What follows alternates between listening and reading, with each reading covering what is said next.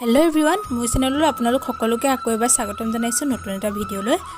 আজি জন্মাষ্টমী ভাদৰ 1 তাৰিখ হে ভাবিলো আজি আপোনালোকলৈ এটা স্পেশাল ভিডিঅ লৈ আনো আৰু মই লৈ আহিছো আজি পায়সৰ এটা সুস্বাদু পায়সৰ ৰেচিপি আৰু পায়স বুলি কলেটো আৰু প্ৰায় মানুহে জানেই বনাব।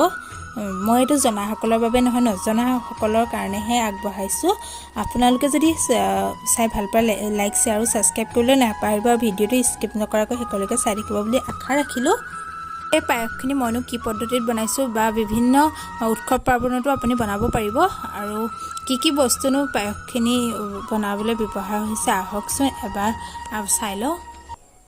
পায়স বনাবলৈ মই লৈছো এই কাপটোৰে 1 কাপ জহা চাউল আৰু জহা চাউলৰ হলনি আপুনি বেলেগ চাউলো ব্যৱহাৰ কৰিব পাৰে, কিন্তু জহা চাউলৰ পায়সখিনি খাবলৈ বেছি ধুনিয়া বা সুস্বাদু হয় আৰু আমাৰ ঘৰৰ মানুহ 4টা কাৰণে বনাইছো, হেতু কাৰণে মই কমকৈ চাউল লৈছো। আপোনালোকৰ যদি মানুহ বেছি হয় তেতিয়া বেছিকৈ চাউল ল'ব পাৰে আৰু মই লৈছো 500 ml এটা আমুল তাজা পেকেট লৈছো। পায়স বনাবলৈ চেনি লাগিব, যেহেতু এই বাটিটো দেখিছেনে এটো চিচাৰৰ সৰু বাটি। এই বাটিটোতে মই চেনি বাটি লম আৰু আপোনালোকে যিমানটো সোৱাদ বিচাৰে সিমানটো সোৱাদত ল'ব পাৰে। মই এইটো জোখতে লম। এই চিচাৰৰ বাটিটোৱে মই চেনি বাটি লৈছো আৰু এই বাটিটো মই জোখৰ পাওঁ, হেতু কাৰণে মই লৈছো। আপোনালোকে নিজৰ সোৱাদ অনুসৰি দিব আৰু পায়স বনালে বেছি চেনি হলো মিঠা হলো ভাল নালাগে, জোখত থাকিলে ভাল লাগে। মই এইটোৱে জোখৰ পাওঁ।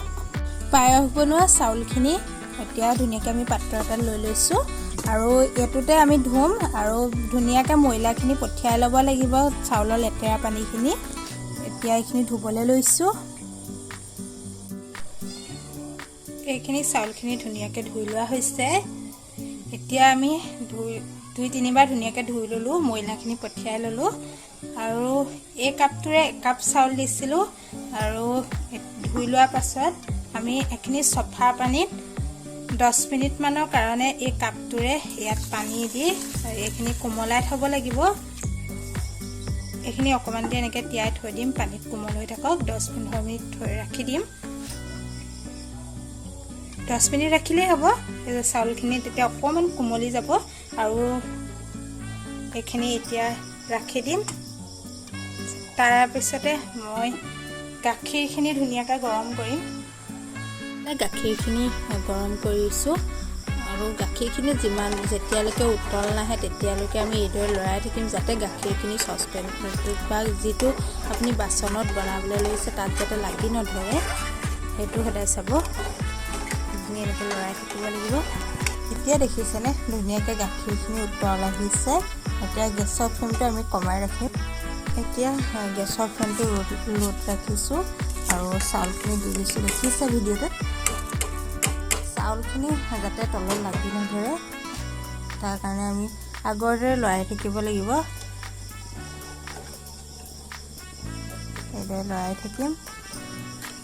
লৰাই থাকোতে দেখিছেনে কিমান ধুনিয়াকৈ উতল আহিছে। এইখিনি উতল আহিব লাগে, এনেকৈ উতল আহিলে চাউলখিনি তেতিয়াহে সিজিব আৰু মই গেছটো লো ফ্লেমত ৰাখি এইখিনি উতল আহিব দিছো। ইয়া দেখিছেনে 20 মিনিটৰ পিছত চাউলখিনি অকমান আধা পতিয়া হৈ আছে। চেক কৰি চাইছো, সিজি উঠা নাই আৰু অকমান এনেকৈ সিজাব লাগিব আৰু আধা ঘণ্টাৰ পিছত এইখিনি চেক কৰিম। আধা ঘণ্টাৰ পিছত এইখিনি ধুনিয়াকৈ সিজি উঠিছে, চেক কৰি ললো। এতিয়া এইখিনি যোগ কৰিছো মই চেনি অকমান বাটিটোতে থৈ দিম, পাছত যোগ কৰিম এইখিনি। এতিয়া মই ইয়াত গৰু গাখীৰ 1 কাপ যোগ কৰিছো, চাউল দিয়া কাপটোৱে। আপোনালোকেও দিব পাৰে থাকিলে, আৰু মোৰ ওচৰত আছিলে কাৰণে মই দিলো আৰু শেষত এনেকৈ গাখীৰ দিলে খাবলৈ পায়সখিনি টেষ্ট হয়।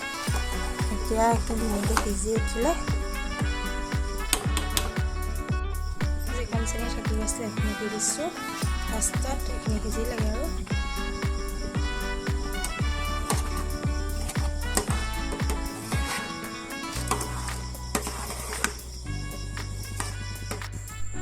এতিয়া দেখিছেনে এইখিনি ধুনীয়াকৈ উতলি উঠিছে আৰু পায়সখিনি এতিয়া ধুনীয়াকৈ সিজি পৰিছে।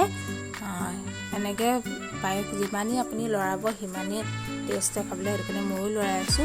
এতিয়া আৰু 15 মিনিটমান এইখন পাতি থ'ম। 15 মিনিটৰ পাছত পায়সখিনি ৰেডি হৈ যাব, খাব পৰা হ'ব। এইফালে 15 মিনিটৰ পিছত দেখিছেনে পায়স একদম খাব পৰা ৰেডি হৈ গ'ল। গেছৰ পৰা নমাই দিলোঁ। কিমান ধুনীয়া হৈ পৰিছে, ধুনীয়াকৈ সিজি ফুটিলে। কেতিয়াবা আপোনালোকে এনেকৈ বনাবলৈ ট্ৰাই কৰি চাবচোন। আজি বাৰু আপোনালোকে মোৰ পায়সৰ ৰেচিপিটো চাই কেনে পালে কমেণ্ট কৰি জনাবচোন। আৰু আজি ভিডিঅ'টোৰ পৰা মই ধৰিত্ৰীজনে বিদায় লৈছোঁ। Bye bye, good night.